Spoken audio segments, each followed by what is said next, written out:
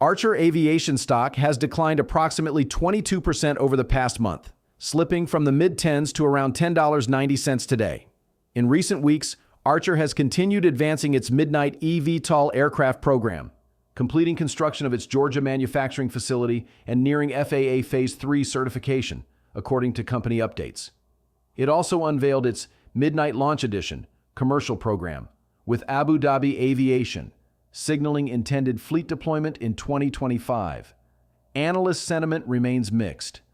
Deutsche Bank reaffirmed a buy rating with a $13 target after Archer secured approximately $430 million in funding and highlighted strategic partnerships.